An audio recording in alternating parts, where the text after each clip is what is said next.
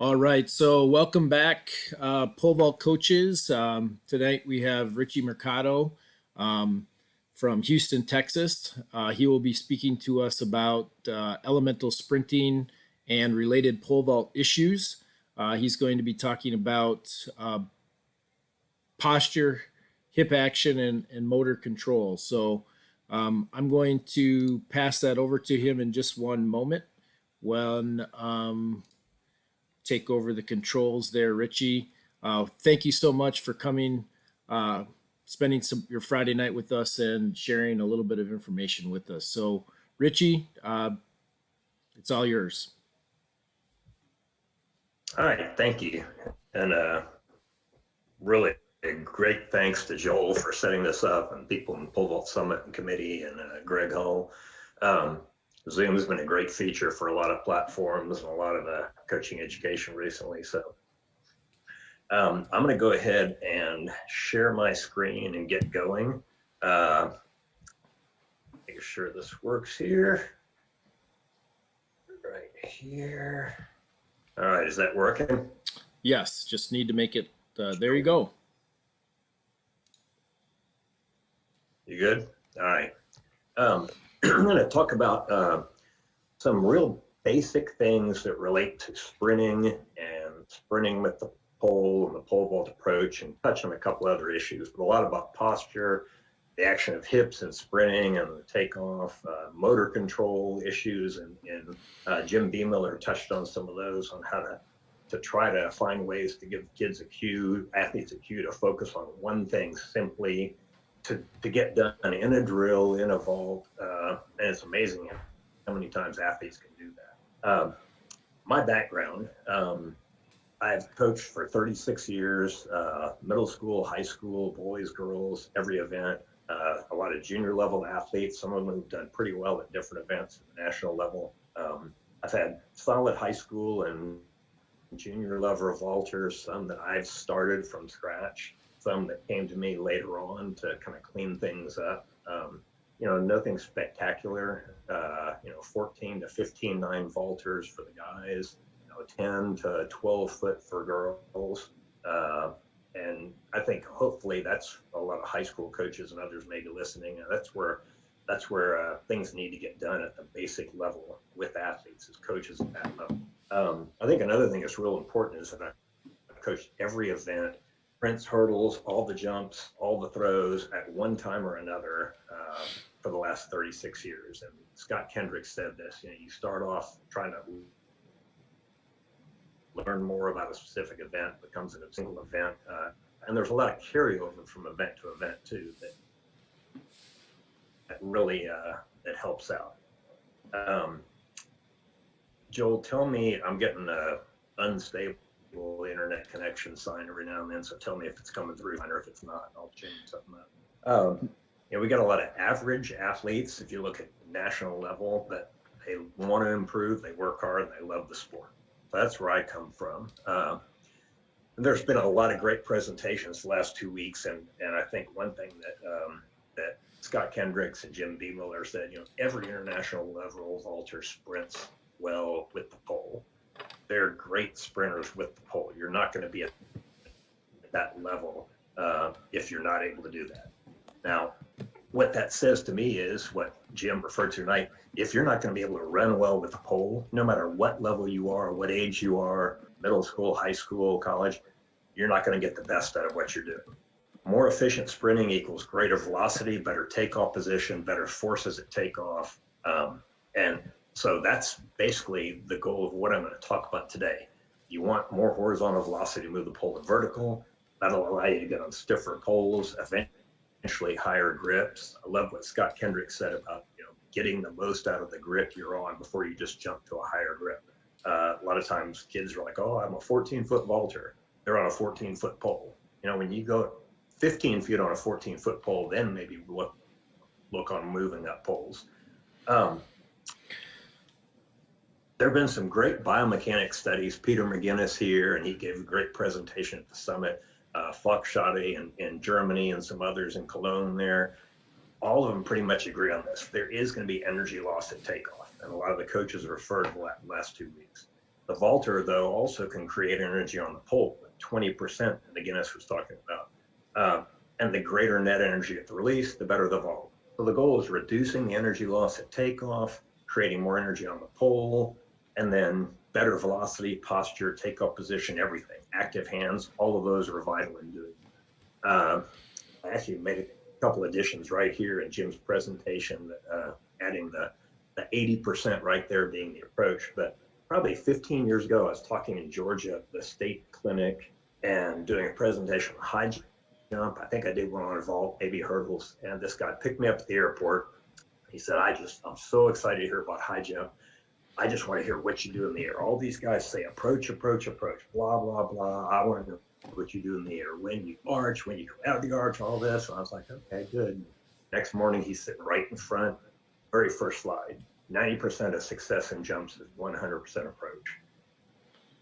And someone else took me to the airport when I went back in a couple days, and I don't even think he stayed for the whole presentation. But it didn't matter. If you're not going to be running well, and if you don't have a good approach, nothing good is going to happen in the preparation for takeoff, no matter what jumping. You want maximal control velocity for takeoff, tall posture, efficient takeoff position. Scott Kendricks talked about that 6-inch range there. You don't have to be right on that exact spot, but 2-3 inches either side is great. And the ability to jump at takeoff and maximize the forces on the pole. Butler talked last week about the hips, that center of mass moving through and helping to move the pole to vertical and load the pole. You want to reduce loss of energy at takeoff, and basically you're moving the pole to vertical and preserving energy at takeoff through an active takeoff. And Jim's talked tonight about punching at takeoff. I've said this for years to vaulters. You want the box to hit you, or do you want to hit the box? You want active takeoff, good takeoff spot, early efficient plant, hips tall, hands up and active. Butler talked about getting the front arm out of the way, hitting the box. All of these are set up in the approach. The goal is to hit the box and preserve energy instead of the box hitting you. A lot of times, especially younger vaulters, passive plants, late plants, low plants, stopping. A lot of times vaulters just sort of stop and land on the plant, like the pole's going to magically pick them up. As Jim was saying tonight, you've got to hit the takeoff, hit the box before it hits you. And the key is you're not going to be in that good position to take off by suddenly getting there in the last 2 steps. You've got to be in that position. The goal of the approach is to develop the velocity at takeoff to move the pole, but also develop the position to be able to take off. Technical exercises and cues, and a lot of people have said, we don't just do drills to do drills, and I agree with that. But any technical exercise is meant to teach proper movement patterns, teach something about movement. Also, technical exercises can train special strength, specific rhythm, velocity of the movement, but any drill has to do these 3 things, in my view, or else you're wasting your time, or else you're messing things up. It's got to be technically correct in move. If it's not technically correct, why are you doing it?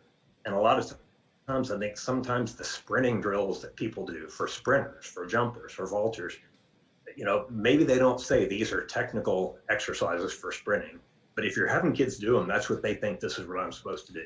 Second thing is, does it transmit learning? Does the athlete actually learn about that specific movement and doing it properly? If it doesn't work, try another.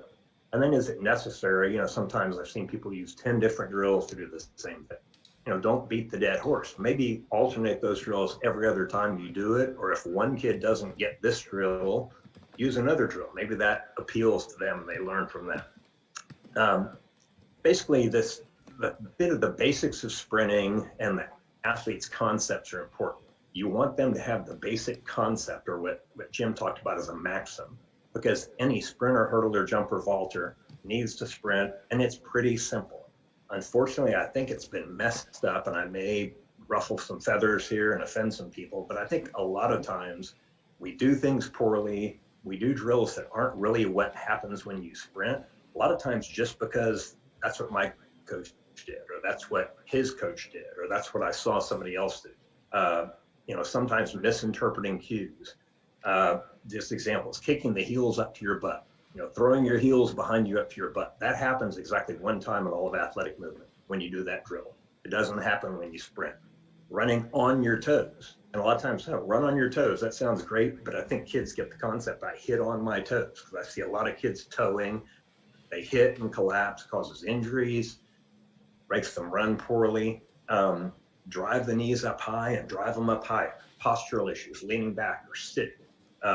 Driving the arms harder, at least that's minimized in pole vault, except for the fact that sometimes there's a lot of noise, as I call it, back and forth here with the arms. And there's a lot of misconceptions I think athletes have just naturally. Some unconsciously feel that if you're leaning forward, you run faster. If you jump forward, you go farther. And coaches know that if you have kids doing something simply like a standing long jump, the kid that goes straight out goes right down to the sand. The kid who drives up and out has a nice flight path, nice parabola, and does well. Same thing for an overhead backward. Kids try to throw it straight behind them, doesn't go far, goes straight down. Reaching up through it, so up and backward. So it's that concept that you can't lean forward. You stay tall and vertical, put the forces into the ground, you will move forward. Another one that they have this concept of, and coaches and personal trainers propagate it, fast moving hands and feet are speed. They're high velocity. Like back, the little step ladders. They're running over their foot barely, moving their feet really quickly, saying, I'm working on speed. That has nothing to do with speed unless there's a full range of the hips and a good velocity of that turnover. That creates high ground forces. That creates velocity that moves you down the track. I had two sons who played Little League. A lot of you probably had kids that played Little League. Every Little League batting coach or person out there and every dad's has the secret to bat. There is no secret to batting, and there's no secret to sprinting.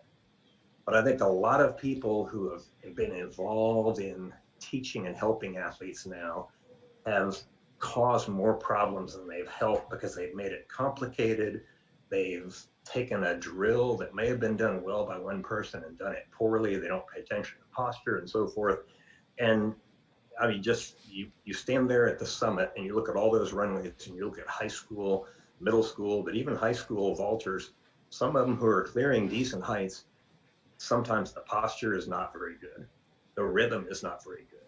The foot plant and the cycling, they're backside mechanics instead of front side mechanics like Scott Hendricks was talking about. Just a simple example here, and this is my preference. Sorry, it's got volume there, but simply a skipping drill where you're putting force into the ground instead of just lifting hips up.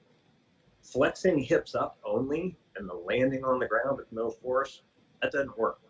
Putting force into the ground, driving the hips up off the ground is the goal of sprint. So doing simple drill like this properly, I think, is important. You don't really need to warm up the hip flexor, yank the hips up. And if you see here too, the better he pushes through the ground, that hip recovers naturally. But the focus is on the force through the ground. The concept of sprinting that I have comes from years of coaching, years of being mentored by really good coaches, some of them world-class sprint coaches, Tom Tellez, Dan Paff, Jim talked about Vince Anderson tonight. It's a really simple thing. As Tellez said, pick them up, put them down. That's all you're doing, picking the feet up, putting them down. Dan Paff talked years ago about the triple response to ankle, knee, and hip flexion, where if you basically engage the ankle or engage the hip, the other two go right with it. So all three flex together. And I moved from used to lift the knee, which caused postural problems, to lift the foot, which maybe made the hip a little better, but still caused people to lean back or sit, lifting the thigh, and then eventually move to simply this: flex the hip and fire the hip. So if you stand up relaxed, and I can't get this right to see it, you can do it standing there yourself. You just flex the hip, fire the hip. It flexes the hip, knee, and shin and ankle. They all come up in perfect position. And when you fire it down, it puts the foot right on the ground, right on the ball of the foot, not on the toe, not on the heel.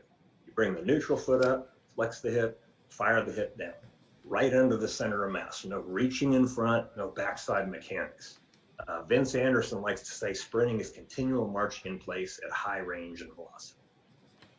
So it's basically just good basic mechanics starting from the hips, the engine of the body's movement, the center of mass, where everything comes from, all the power comes from, is transferred down through the ground by flexing the hip and firing the hip.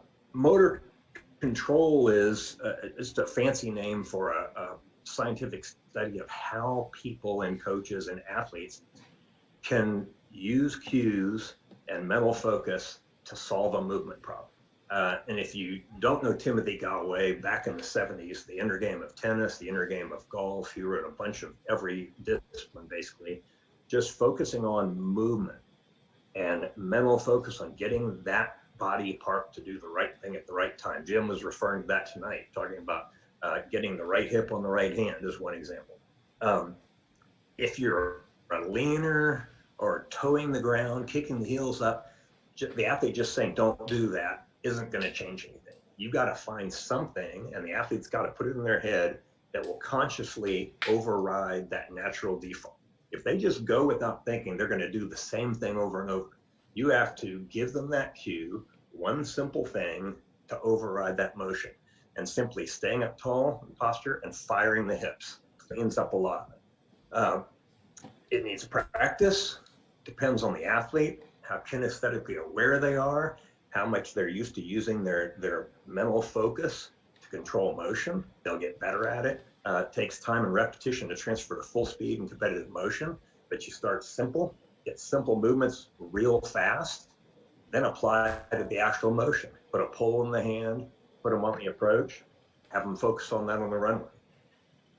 Some athletes will still lift the heel up naturally. That's one thing tends to do. They lift the heel up naturally and point the toe down. Just set the posture, tell them to keep that foot neutral, and you just parallel the ground, and intentionally focusing on flexing the hip only and firing the hip. There's a couple videos I'll show, and I'll show some of the basic things because it's not a whole lot of high-tech stuff. It's not a whole lot of 50 different drills. Pretty simple. A skips, A runs, hops and taps. Gary Winkler, who used to be at Illinois, focusing more on the same thing with active foot contact, the ball of foot, even using a pull through wickets. This is a sprinter. He was a freshman at Harvard this year, a 1050 sprinter. So it's not a vaulter. This is not a vault drill, but we have every athlete working on acceleration posture. So 1, 2, 3s. He tends like everybody to lift the knee up again. Lets his foot drop a little bit too much. And now there's simply an A run. And that's real time there. He's moving things pretty quickly. Hops there, hitting on the ball of the foot. Those are taps. That's a reaction off the ground with the foot. I'm going to show these again one more time. I'll just let this run through. But look at the hip firing, the foot coming down right beneath, and the ball of the foot hitting. Not the toe, not the firing through the ground. Front side mechanics like Scott Hendricks was talking about. Again, active ball of the foot firing through the ground. We had a coach who used to love doing jump rope. If you look at this, you can't get the same velocity of turnover with the rope because the rope's. Okay, here's Wickets. Again, this is a sprinter. She's a little bit forward lean and a little backside mechanics, but you get the basic idea of this here. We've got some vaulters in a minute doing this. All right, so sometimes also, and I'll try to move back here, we get just a simple stick, a short broken off pole, and put the hands straight up over the head. So extend them tall to get the hips up tall. Turn to the side, you see, pull the hands back over the nape of the neck, right behind here, and that sets your posture. So tall, pull it right back, and then you do A march, an A skip, and an A run in that position. And on the A runs and A skips, here's the thing. You're not trying to cover ground getting from point A to point B. You're working on full velocity running at that point. So you've already got that horizontal momentum. You're just trying to put the hips straight down and foot right underneath you. Because if you do cover ground doing those drills, the only way you can do it is by reaching and contacting out in front of you. All right, so here's an A march with pole. The nearer when a little too much lifting in, but pushing through the ground. The longer you push through, the higher the opposite side drives. And a skip with the pole, driving through the ground, good posture, force through the ground, firing the hip, putting the foot down right underneath. Richie, could you? There's 1, 2, 3s again. And everybody tends to lift the knee up at the end. Posture is set a little back, not bad. Fire into the ground. Boom, boom, boom. Richie. Now, yes. Could you play that video again without talking, just to see? It's a little choppy. Could you play your video one more time, please? This one? Yes. Yeah.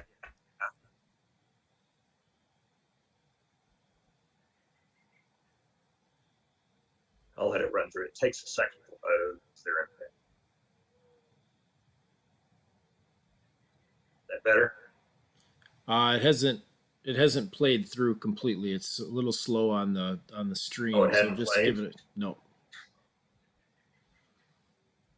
Well, let me start back here and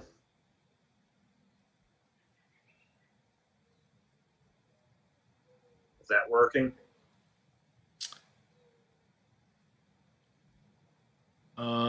It has not played yet. Is there a chance that you have Play that on my on? screen? Let me stop sharing. Yeah. Let me stop share and then try to share it again. Yeah. See if that works. Thank you. Is it working now?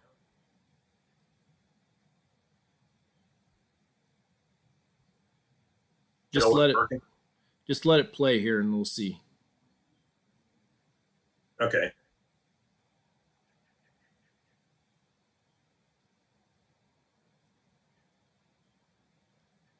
It's a little choppy. Just go ahead and we'll come back to it. Okay. So I'll let this one play a couple times. Again, firing the hip down, putting the foot right underneath you. A little bit of knee lifting at the end, postural issues, but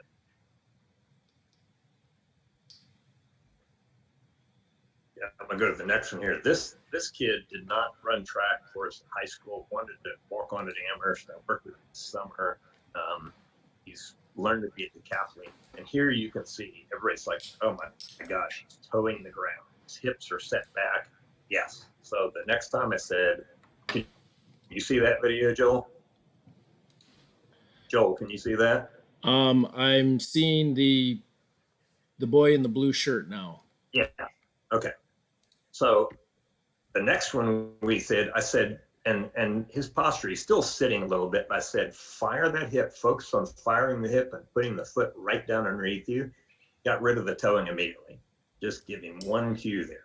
Now, the next thing would have been say, okay, now keep tall, keep those hips tall and forward, don't sit back. And then finally, a run with the pole. It may take running through a couple times. Just look that problem. It's showing on my screen. And this athlete turned to me and said, I'm kind of sitting on it. I said, yeah, get the hips up taller. Again, that notion of trying to get the knee high, there's no need to try to get the knee high. Fire down and you're good.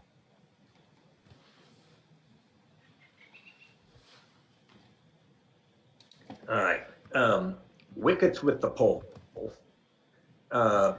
We do, and this comes from Vince Anderson, so Jim will appreciate this. 6-step hard acceleration into 8 to 10 wickets for the vaulters. Unfortunately, the only video I had of this from a few weeks ago was 18 wickets set up for everybody, sprinters, jumpers. And so the vaulters, after about 8 or 10, they just kind of eased up, but the wickets were still in their way. So it's not ideal. And there's some postural issues here. His pole carry, he puts the pole straight up at the end. This kid's actually going to be a pretty good vaulter. He's leaning back a little bit with the hips. This kid's towing, and But this is the only example I have. Somebody with really good posture, they'll get better on this because we hadn't done much of this at this point. But it's the same thing we do with sprinters. It's the same thing probably if Jim is watching, same thing with the takedown that Tim Mack did on the track, a hard acceleration into fast velocity steps. Natural pole runs, and Jim talked about this and talked about the problem with time for everything. I like doing a lot of this off season. It's great to do when you don't have a box available or there's no pit out. Do it on the track. You can do it on grass, but it's best to do on the track and plant and everything. Uninhibited, unguided by the box or the pit. Good natural approach and aggressive takeoff. When you do it with no marks anywhere in the track, your foot is coming down below your hand every time. You're never under, you're never out, you're always perfect. Good pull carry, acceleration, max velocity mechanics, everything. Natural pull drop that Butler and Biemiller talked about, and minimal loss of velocity and an aggressive takeoff. You can use this on the track then to develop a 6-stride check mark or use David Johnston's chart. A lot of people are still using that. I use 6-step, which is 4 lefts out for long jumpers, triple jumpers, vaulters, for this reason. Just over time, observing, filming, watching good vaulters, much better vaulters and long jumpers, the 4 lefts out is about, or the 6 steps out is about where they start making slight postural and cadence adjustments. So they're starting to steer. If they're taking less than 14 steps, 4 steps out, just 3. So having said that, that's just what I like doing. Sam Kendricks uses the 4 steps, 3 lefts. Obviously it works. And a lot of people use the 4-step check mark. So, but have some type of check mark so you can check the consistency of the main part of the approach before you go into that last few steps. Doing these on the track, then you add a towel or a chalk box, eventually a sliding box. We use a foam wedge from PE, and we put a little 10-pound plate on the top part of it so the pole will never hit it. Then you go back to the runway.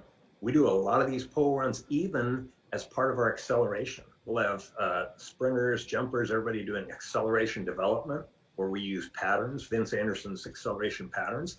And after 2 or 3 of them, the vaulter will go on the other side and they'll do them with the pole runs.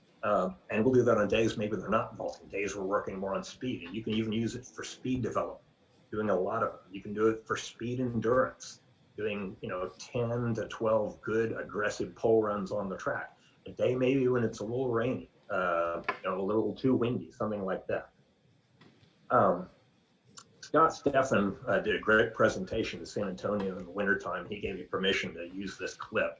And then the rest of them is a vaulter that I had graduate last year that showed tremendous improvement of posture, sprinting, his pole carry and pole drop, everything over 2.5 years.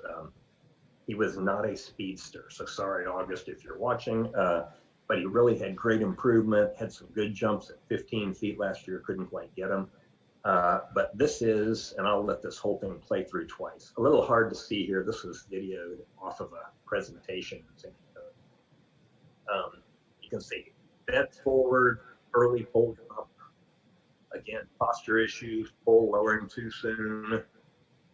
And then by his senior, good tall posture, much better in everything. I'll let the whole thing run through one more time too. And again, he had other problems. He got stuck. He didn't swing the hips through very well. But aggressive run through the takeoff. No box, no marks, put marks there, put a slide box there eventually. But all we worked on for 2.5, 3 years was his posture and his sprint form and the pole drop plan. And even when we were doing other drills like this, days when it's too cold, too rainy, something else, good cadence, good firing of the hips, doing with the full plant. And this was only like 8 steps, 4 lefts, maybe 3 lefts full. And then sometimes we went on the runway that had the wind at our back. We tend to have a east wind. he's hitting that mid mark right there, right about here. He's hitting, within 6 inches of that mid mark right there. Grip and pull carry. I'm not going to say as much as I was because David talked about it last week. Jim B. Miller talked about it tonight. But if you've got, I'll get back. If you got the trunk turn to carry that pull straight down the runway. Pull doesn't have to be straight down the runway. You can't run and sprint when you're turned. A late plant, that box is going to hit the vaulter. Poor carry, poor plant, poor dropping mechanics. Some people have that elbow up and that hand hanging down, and Jim talks about that a lot. The only motion you can do from here is come around. It's slow, it's late, it's a roundhouse plant instead of more movement straight up through the plant. So again, we're aiming at minimizing energy loss at takeoff from good velocity going into that position, better position, and creating that energy on the pole. The end is a result of everything else. I was watching when I started working on this a week or so ago, 50 First Dates game. I don't know if you remember the guy who runs up and swings at the ball. If you're going to hit the ball well, every golfer will tell you your posture and alignment before you even pull the club back dictates what's going to happen.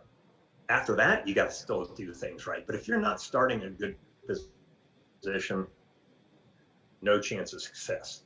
So coaches and athletes have to pay more attention to better pull carry, better posture and movement from the beginning of the approach through the takeoff. It's a holistic movement. As Bubka said years and years ago, I begin my plant on the first step of the approach. Quiet hands and arms, moving out of the back, good acceleration, and then good sprint mechanics, flexing and firing front side mechanics. No vaulter, jumper, or even thrower will ever end up in good position at the very end if they start off in a bad position. Just doesn't happen. There's been a lot of questions about, and people have talked about and addressed the left arm. Only thing I'll say about the left arm is sometimes when kids plant fine with the right arm, but the left arm for right-handed vaulter sort of tends to stay right in front of them. David Butler used to, and you probably still say fiber, the ones who whack themselves right in the forehead because they leave the hand right here. So plant the left arm too to end up with that hand above you so you get the left arm out of the way, as David said. You lose a lot of energy, you knock the shoulders back, the hips are sucked under, a lot of energy lost at the takeoff. So one thing I've done the last few years is I've told kids, whether it's a sand vault or a short run or a full vault in practice, tell me where your bottom hand was when the pole hit the back of the box. And if they say, well, it was right here, and a lot of times they're pretty good at it, or it was here, it was up here, eventually you want them to say, I didn't see it. And the best place to be is behind the vaulter watching them take off, because if you can see it there, they're good. As Butler said, get the left arm out of the way. Be elastic, vertical with the hands, and a soft block. This is a kid, and I'll let this run through it. This one infamously loads slowly. This is off an old, I lost it. This is off an old Casio XLM camera, so it probably is going to take a while to load. He's a little late on plant, soft with the top hand, which you don't really want to be. Jim was talking about be rigid and ready to, with the shoulder to handle that. But that was 15.9 PR. San Marcos River Vault was a great place to have an early summer hot competition. He's a little late with the plant, and then he just doesn't punch that hand up. But does some good things, moving the center of gravity up and staying on the top hand. And he would have cleared 16 feet that day, except about 20 yards behind me. It was the cold, clear San Marcos River, and he ran right by me and did a double forward roll into the river. And by the time he came out, they put the bar up. Needless to say, he did not have any good attempts at 16 feet. This is the kid that I had that graduated last year. Again, not real speedy on the runway. Kind of got caught with the hips instead of swing through, what I was talking about. But it improved tremendously in a lot of things, and especially just basically just finishing up here, Vitaly Petrov, we were talking, I was in for me, and we were in this coffee shop, and I was talking to him, and he took these 2 pieces of paper that I happened to find about a week ago. My wife's making me clean out the attic and clean out boxes. And as he said, free takeoff didn't really have anything to do with leaving the ground before the tip hit the back of the box. It had everything to do with active arms and the trunk moving through those arms immediately after the pull plant, so you preserve energy despite box contact. And these were the drawings that Petrov made right there, which it was kind of fun finding these the other day and thinking through that as I was preparing for this. And we were lucky about 10 years ago, I guess it was, David Butler, who's a great mentor of mine here in Houston for a long time, and Vitaly Petrov was in town for our NACAC conference. And we did a 1-day clinic, great clinic, about 4 or 5 hours out on the track, just a spectacular time. And the last thing I'll say is my son is 20 now, and he's still waiting on her, but he was in love with his eye, she said. But she was wonderful. We watched her train for 2 or 3 days. And another great example of good posture, good run. So a great memory of spending time with Petrov and watching Ismailov vault out there. All right, I am going to stop the share, and that's all I have, basically. Perfect. Thank you so much, Richie. I do have a couple questions for you that came in through the comments. One was in your Wicket talk. You were you showed a little bit of video on that, and you referenced Vince Anderson. I know that that's been published in different places around the internet, but do you have some suggestions on spacing for the wickets? We also noticed that the wickets are tipped down; they're not standing up. Can you talk about that? Yeah, a couple things. And Vince actually, we did a great thing in January, early February, when he was free, and we did a sprint hurdle seminar at school, and we went out on the track with some of my athletes, some other sprinters, and going through them for coaches. That's actually in the public domain, he said. So he gave me a copy of that, and I might just text him later on, and then maybe email that to you, and you can post it on the site with the stuff. But there's the chart with the description of the how to. It's complicated sounding, but it's not really that complicated. You basically, it's got a 10-5 sprinter, a 10-8 sprinter, 11 flat sprinter, 11-2, 11-5, 11-8, 12-5, 13. So it's got a span of patterns for them. And you start off with like the first 2 or 3 are so far apart, then the next 2 or 3 get a couple more inches apart, and so forth, for 18 wickets. And then you go backwards from midway around the first stick. So here's a mark right here where my nose is. Then you go here, here, and here. That same distance backwards, make a mark. That's your last acceleration step. And then you take 3 inches off each of those other 5. So you have 6 hard acceleration steps that progress into the velocity wickets. And it's a lot more clear if you see his actual chart description of it. The acceleration chart that he has, which are acceleration patterns for a bunch of different velocities, those are not public. He sells that, but the wickets, I think, are out there. The other thing he said a couple of years ago at a presentation, so we've done this, when you put the wickets up, if they're little 6-inch wickets, a lot of times kids have this idea of hurtling over them or jumping up or lifting their knee too high to get over them. And so putting the bar down, lets them know if something's a little wrong, they don't want to step on it, because their brain's going to help them adjust and not step on one if they get in a bad position. But B, it's not an inducement to try to lift up high because there's a little height to it. The other thing I like about it is we don't have enough of those 6-inch wickets. So if you saw, we had little blue markers down. I'll actually pull that back up. We had little blue markers down and other things, and actually 12-inch wickets, but they were laid down also. So that way you avoid people, if somebody accidentally steps on one, it's not a big deal, or they don't trip on one and kick them all over the place. So you can see here, this pattern is blue, just rubber things sitting on the ground that I borrow from PE. here are the 6-inch ones laid down. And then I guess the other pattern I may have pulled out of the way by that time. But sometimes we use the taller ones. Anyway, does that make sense? Yeah. So those two, the blue things are not for. That's another set for other athletes to be using. Yeah, there was that. The blue ones were the really fast sprinters we have, Okay. the guys. Yep. And the ones the vultures were on were like the okay sprinters and the fast girls. And then there was one on the farthest outside lane that was the kids that not quite as fast. I mean, it's ideal to set up like 5 lanes worth, but that's a lot of work. So we had 3 of them, and we kind of, sometimes it's square peg and round hole. It doesn't quite take everybody into account. Um, Perfect. We also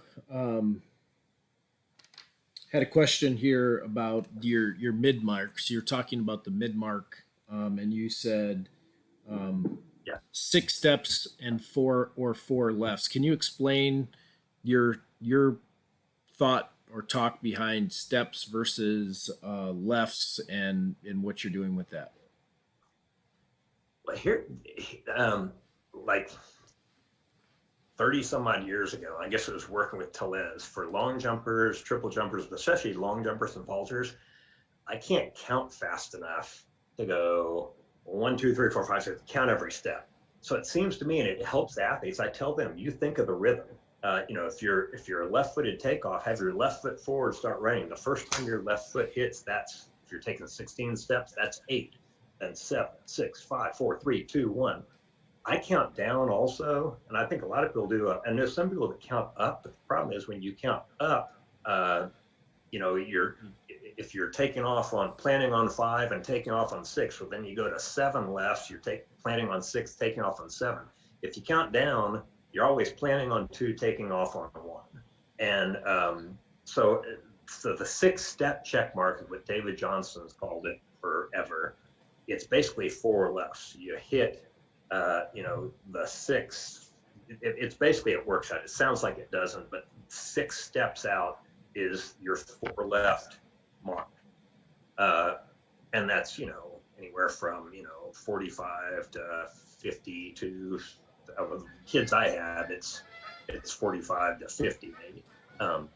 The 4th step is 3 lefts out. So,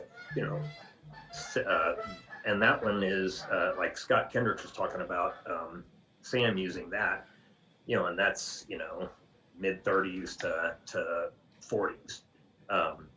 So, and I don't know, I mean, people use different ones. The only reason, there was a biomechanist, Jim Hay, who passed away years ago. He was from New Zealand, but he worked with, especially USATF long jump. And he was the one who first sort of coined the term steering on visual changes in the last steps. And the interesting thing is, he said of all the athletes they tested, the most efficient at steering among high jumpers, long jumpers, pole vaulters, triple jumpers, hurdlers, who do you think were the best at steering? Pole vaulters. It was pole vaulters. And his theory is why were 2 things. One, it's based on feedback. So, in the long jump, you got the board and some sand. High jump, you got the bar. And a vault, you got a metal box, a giant pit, the bar. You've got gigantic feedback in your face. That's why we do natural approach runs on the track away from it, because a lot of kids I've seen, a lot of kids I know never do anything off the runway, and their whole approach is dominated by this box and pit. And it changes a lot of what you're doing when you're trying to learn an approach. But the other reason he said was, in the long jump, if you foul, they put the red flag up, you get sand in your socks. In the vault, you're way off, you got problems. So the risk factor and the amount of visual feedback were the reason why vaulters were so efficient at it. But, you can use 4 steps, you can use 6 steps. It's doesn't really matter. The only reason we use 4 steps sometimes is if you're only taking like 12 total steps, it makes no sense to, have a 4 left check mark because you haven't even finished accelerating. So Yeah, so that takes us into the next question, which is about the acceleration phase of the run. So starting out of the back, what kind of things do you cue your athletes as they accelerate out of the back to get into a good tall posture as they come down the runway? So is with that good proper running mechanics. Yeah, I try not to like break it apart into, okay, initiation phase, accelerate, level one schools, initiation phase, acceleration phase, max flat prep. It's one motion.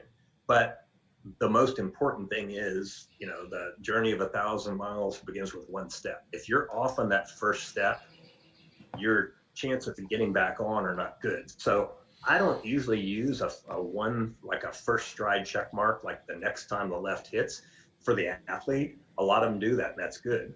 But I do talk what, either a stable position or a rock back, nothing fancy, nothing cute.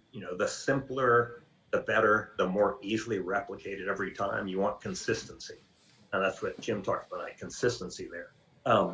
But that I guarantee you, like 95% of feedback relating to the beginning of any approach in any jump event, and even for that matter, something like the shot put, is push out of the back, push out of the back, push out of the back to get going. And a lot of kids have got a girl right now who's a beginning vaulter. She'll like be looking at I can tell she's looking at the box in the pit, and she just stumbles out and does these little tippy toe steps. Like relax, focus, step back, focus on one thing, that first step. And it's like Jim said, and what I was talking about tonight, motor control.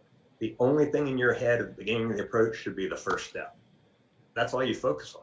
You can't think about 5, 6 things. You can't think about 3 things at one point, but you can shift your focus. So your focus at the beginning, set your posture, set the pole position, rock back, and the focus on that first step. Then you can focus on posture and hips. Then you can focus on preparation. You can change that one thing you focus on throughout the vault, and kids can learn how to do that. But that's all I'd say is just working on accelerating out the back. And we have a ramp. It's not particularly, maybe 20 meters, not particularly steep, but it's right adjacent to our track coming up from the gym. And this girl I've done it with, she doesn't do it with the pole, it's a little tricky, but I'll just say, get there and rock and push uphill. And that's sometimes if there's a problem with, pushing uphill. But we do a lot of acceleration stuff like Vince Anderson's acceleration mechanics. And then the vaulters do some of that and then get a pole in their hand and work really on those first 4, 5, 6 steps pushing. But that's all it is pushing. Pushing, getting the hips moving, getting the momentum going so that you can get to good posture and run fast. Thank you. And I know, and you referenced Scott Kendricks there, and I talking with him. I think he talked about it a little bit during his presentation too, as well as like doing some training where they're running up a slight grade to really emphasize those front side mechanics. So I think that's a resonating quite loudly through many of the coaches that we've had so far. I also have a question here about long runs, primarily since you are work with high school athletes of lots of different abilities. When do you introduce a long run to your athletes? What is a long run? What do you consider a long run for your athletes that you're working with? Yeah, well, again, it depends on the level. And sometimes, like, there's a couple of girls this year in the short spring that we had before it was abruptly ended. They were doing, they were starting off with like 8 steps, and then we moved 2 of them to 10 steps because they were really ready for it, and they were moving the pole well. They needed to move back. They could grip higher. They weren't gripping very high at all anyway. We're, flexing the pole. We weren't even bending the pole yet. These were real beginners.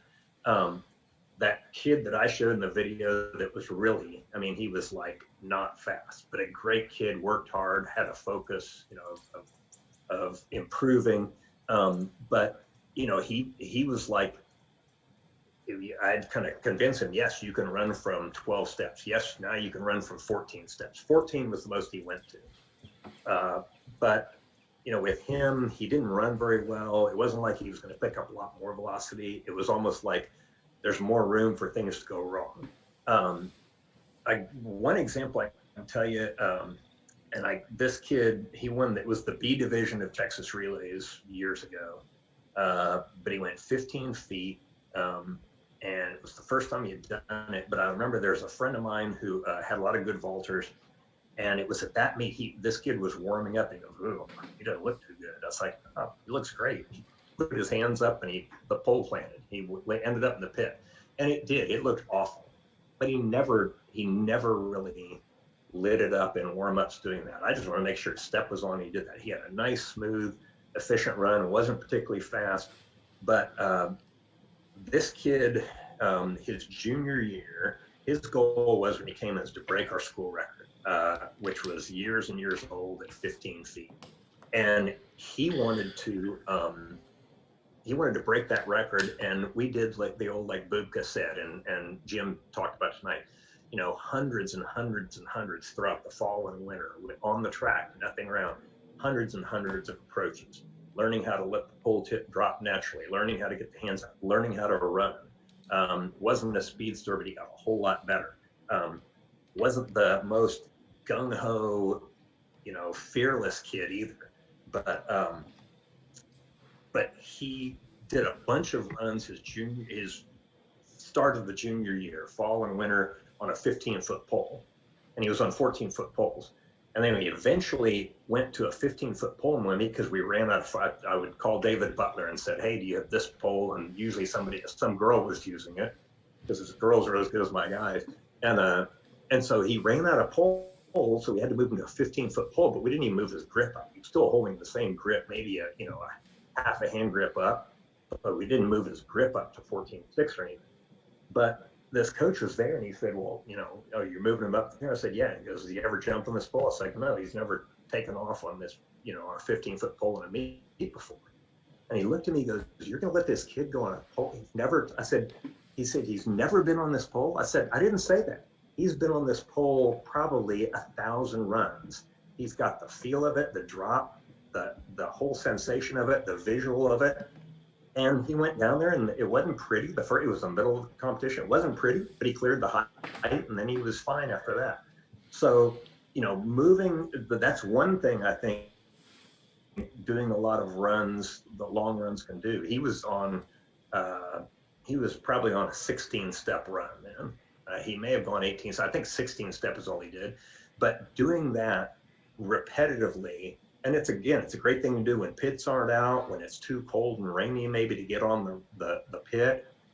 When the wind, we get a terrible south wind that blows right across us. I mean, the pole's blowing all over the place.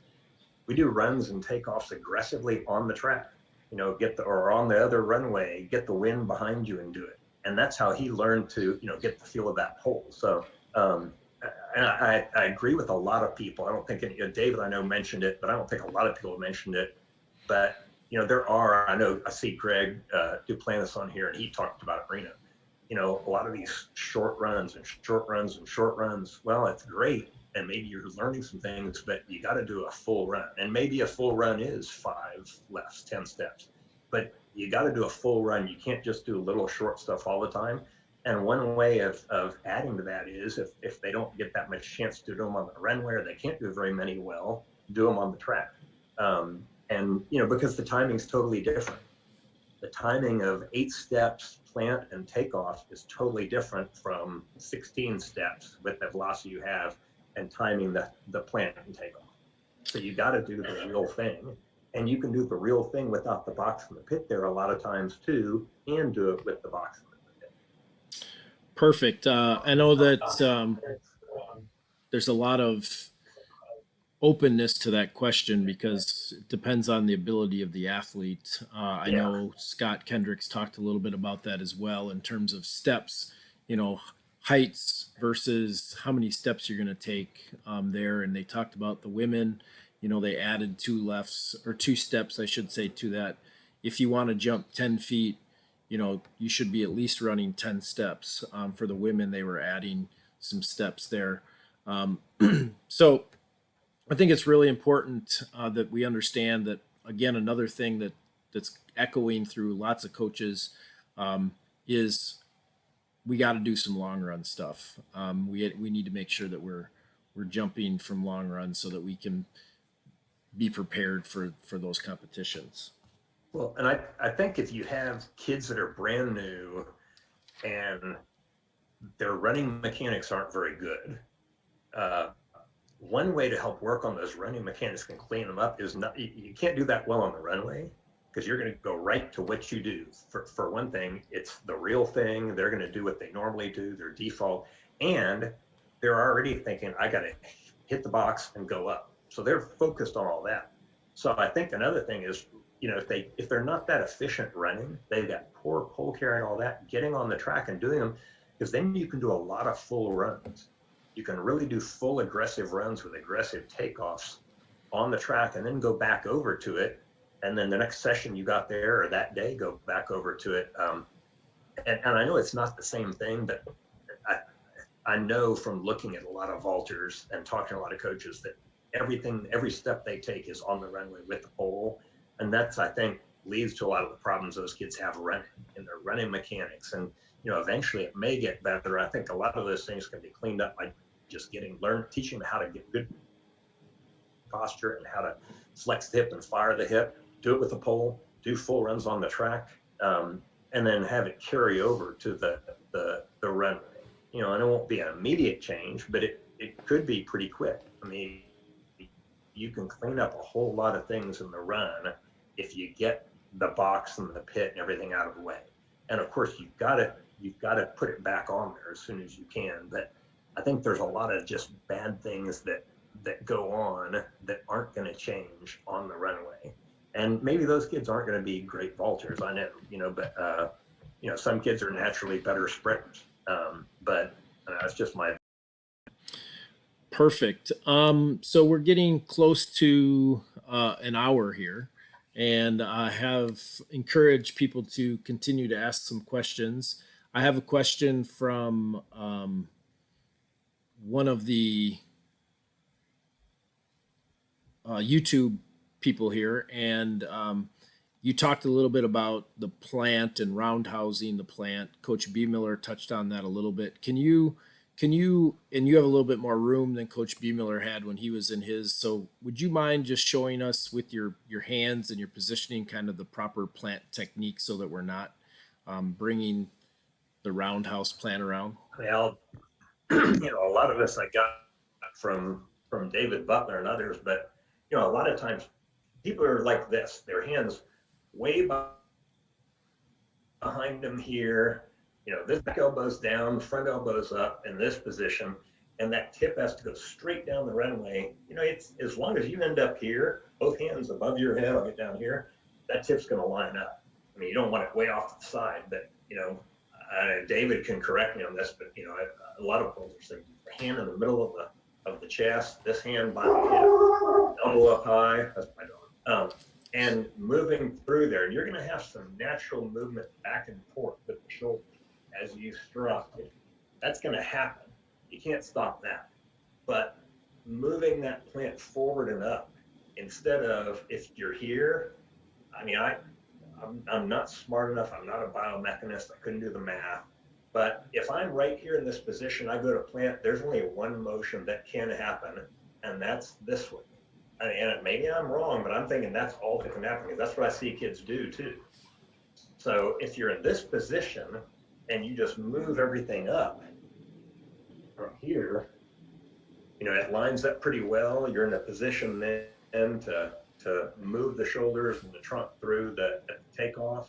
But I don't know, other people can chime in. You can unmute, David and some of those people, they can chime in, but that's what I try to do with the kids at takeoff. And the one thing that drill I was talking about with the left arm, just making sure it's up, whether we're doing a close grip drill in the sand or whatever, it's just the notion is getting the hands up. And close grip drills are nice because that left hand naturally gets up out of the way, like this. Whereas the kids on a pole that doesn't bend, they get in here and you've got a train wreck. All right. Thank you, Richie, for that. Yeah, we'll definitely are going to have Coach Butler come back and share some of his expertise on that pole drop stuff. He just doesn't know it yet. You still call it fiber nose? Fiber nose. Yeah. So, Richie, that is, I want to thank you for sharing your information on that tonight. Some very helpful information on body Thank you for posture, setting all running this up. technique. Definitely things, lots of different things to consider, providing lots of different resources and kind of places for us to go out and gather a little bit more information. So as coaches, we continue to look for new pieces of information to help us develop our craft and build our pole vaulters and athletes to be better athletes. I think one of the things that sticks with me is, this is mainly focused on pole vault coaches, but for many of the coaches that might be joining us, we have, you might have to coach another event. So understanding that those things connect, and there's a lot of commonalities between the pole vault and many of the other events. As a decathlete myself in college, you start to see those commonalities come together. So don't be afraid to check out some coaching in other areas as well, because it's you can see some of that crossover. I'm going to share my screen here just for a second and talk about the future presenters that we have coming up. So next week we have Todd Lehman. He's going to be speaking he's the associate head coach from Grand Canyon University. He's been a huge part of helping with the Pole Vault Summit in the past as well, and working some pole vault camps in the Arizona area. And then we also have Tim Riley, who's been extremely successful in the club circuit from Northwest Pole Vault Club in Seattle, Washington.